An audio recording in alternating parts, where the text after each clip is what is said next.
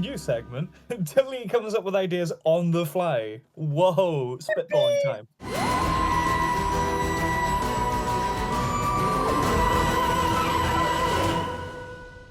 I would have had the reveal at the end of Power of the Doctor be that the Doctor doesn't see what he looks like. In fact, he doesn't know. He thinks the voice sounds a little bit familiar, but brushes it off like, I'm a new person now. Away we go, right? Now, here's the thing. Why wouldn't you acknowledge it right out the door? Well, because this is the thing. I would make it very clear that 14 is fundamentally different from 10. He might look the same. He might sound the same, but he is not the same. I would signpost it. I would make it very, very clear. Underlining thing. Because what I was going to do, the thing I was going to have, because I was working under the assumption that the toy maker had involvement in all three specials. I didn't know that he didn't, which is kind of a shame. But I would have had it so that, there's little clues building up to the reveal in the Giggle that it is, in fact, the toy maker. One of the things I would have... They sort of tried to do, but they also didn't. They kind of tried that with the whole, I invoked salt. No. That's gonna have repercussions, and then to it having repercussions. But there was no real, oh, there's a laugh in the corner. Wow, why is there that? Anyway, what I would do, Jodie regenerates in Power of the Doctor, and you start to see a new form appear. But as the regeneration is happening, you see it start to glitch out a little bit. And then the energy just goes and disappears immediately, almost too quickly. And you're thinking, what happened there? And you don't see the face at first. You just see it from the back. The camera turns round.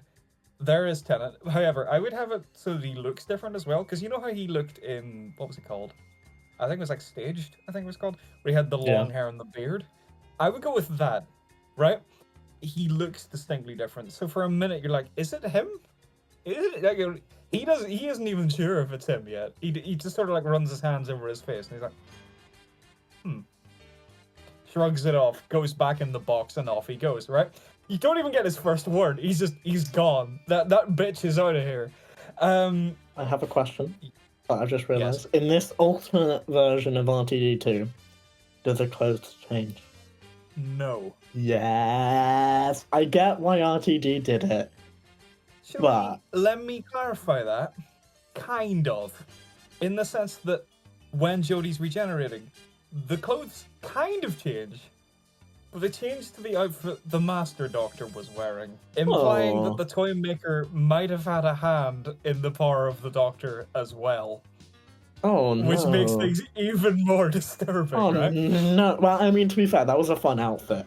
I would want David Tennant running around in the 60 specials dressed as that. Yeah. As much as I do like 14's outfit, it's pretty nice.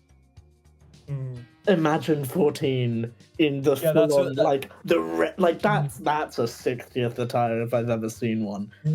You get to Destination Skaro, and instead of having the whole, a while ago I was a woman, but now it's this face again, what does this mean? Instead of having the mystery box, throw that out, I'd have him open the door, and he's like, oh no, I crashed into your here, let me help you, hang on, where does this go? Oh crap, it's a Dalek. Oh shit, oh no. Forget I was here, here's the plunger, bye-bye, closes the door away. So by the time he shows up from the Starbase and he sees Donna, he's like, he's like, oh no, well, I can interact with Donna, I'll show her who I am.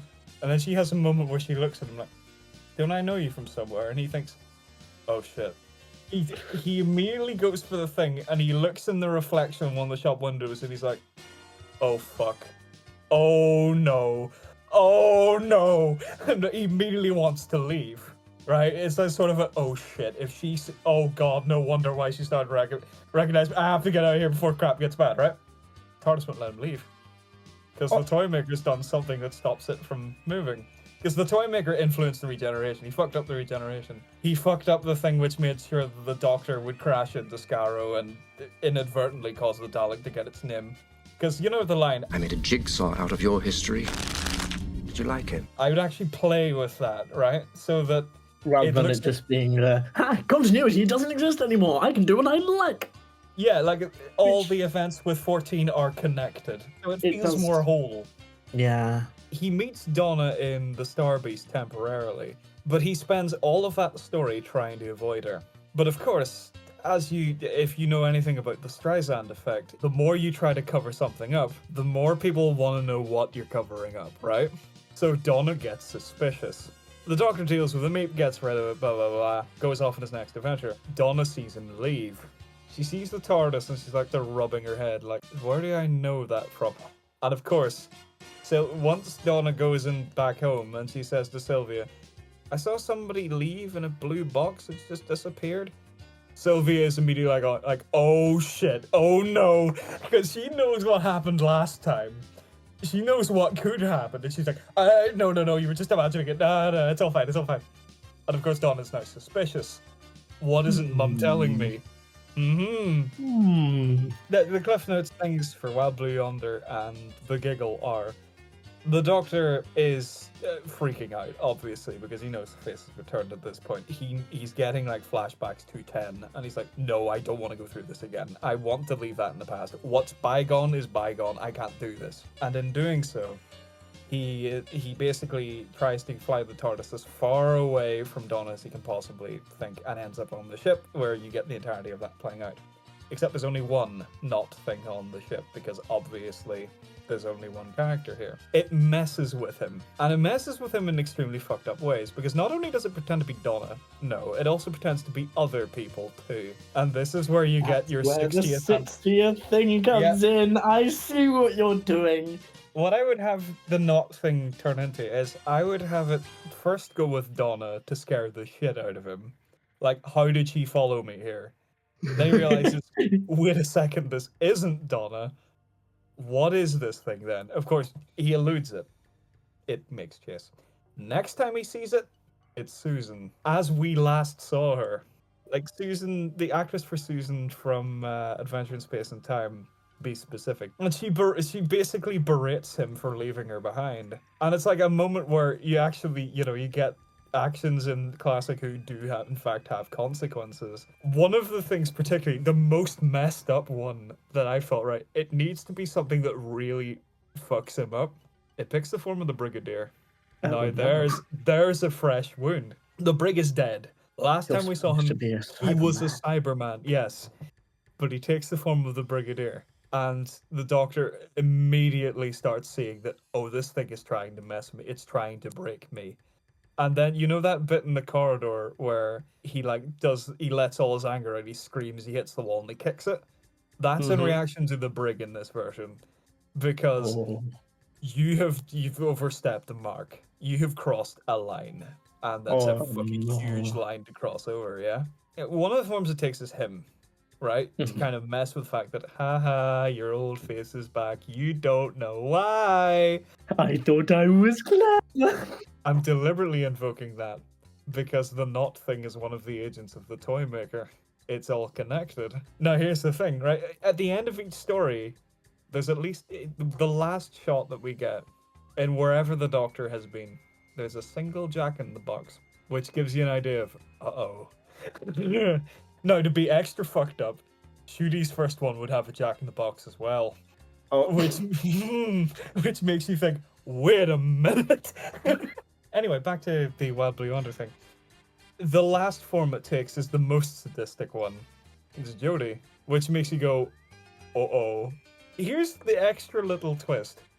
The thing I would add to 14's personality is that 14 is still acting very much like Jodie, which seeds the implication that 14 wasn't meant to happen. Now you have an existential crisis on your hands. Because, first and foremost, he has a face that he doesn't want. And secondly, the personality seems to be of the person who preceded him, which sows the idea that he is not meant to exist. He is some kind of aberration, let's say. By all accounts, the 14th Doctor was not meant to be him. Meaning that someone has messed him up so much, and they're toying with him. Obviously, we know who is toying with him. What? She said the thing! Guys! I love how I said this was going to be the Cliff Notes, but fuck it, let's just keep going. Obviously, you have the solution of the thing, the ship explodes. But by this point, the Doctor is already shaken, because he's just been told a couple of things. One, someone is deliberately messing with him.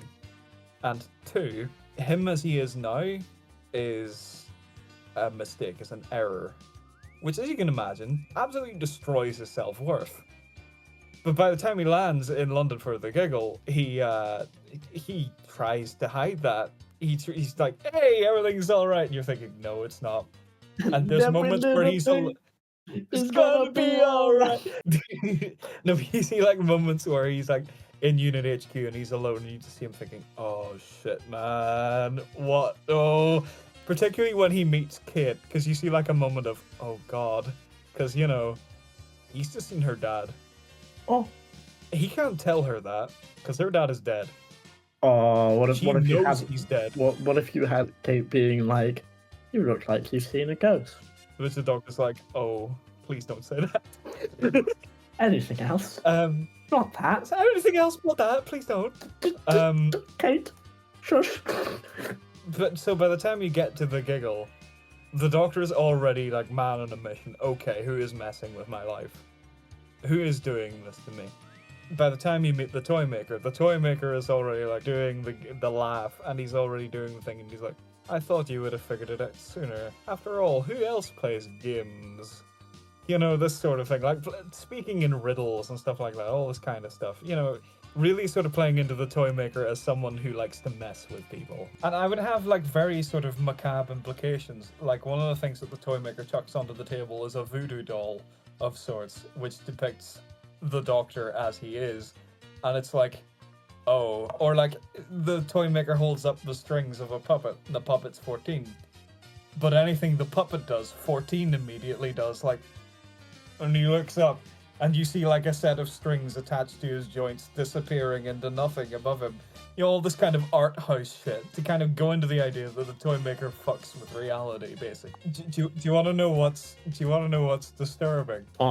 What would be quite disturbing? The toy maker would make the implication that the 14th Doctor, who's meant to be the correct one, would have looked like Doan. You know, there would be consequences. You actually see the alternate timeline where 14 is regenerated into Doan. You see a couple of seconds of that, and the Doctor's getting arrested for the stuff that the Master did, like, "I'm the Doctor and I did this," right? Oh. That would come back to haunt him.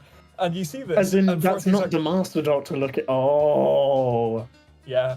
The same scene happens with the toy maker shooting the Doctor with the laser, and he begins to regenerate. And the toy maker tries to mess about with the regeneration again, because he takes the voodoo doll out and starts to like do things with it, like swap the head out and like swap like the arms and stuff. So you're thinking, oh god, he's gonna mess with regeneration. But then Kate takes a gun out and shoots him. Right? Shoots the thing right out of his hand, and the thing disappears right off the side. And he doesn't have another one. So the regeneration continues uninterrupted. He becomes shooty. The toy maker is apprehended. He is apparently defeated. However, even though they think they've gotten rid of him, there's another Jack-in-the-Box sitting in the corner, meaning he's not quite done with the Doctor yet. And again, at the end of Church of Ruby Road, because that would happen completely as written. Mm-hmm. Right at the end, the TARDIS leaves with the Doctor and Ruby, and Mrs. Flood does the whole, "What, you haven't seen a TARDIS before?" She looks to her left, and there's the Jack-in-the-Box. You hear the arpeggio, and it's like, wait a minute, you know? Honey, yes. Can we turn this into an actual series? We should do that, because that would be amazing. Can we do Big Finish style, like, versions of the 3 stories, but the way you just described them? I would actually ask people at Time Siren to help us out with that. Yeah, actually. That would be best. That would be very Hit us up. I'm probably just gonna DM Star. I have a proposition. Business proposal. You get to do funny acting. We get to rewrite RTD2 and a bit of Chibnall, technically. I like how this started off as a discussion of the Star Beast and then just got railroaded into... This is just what we do, okay?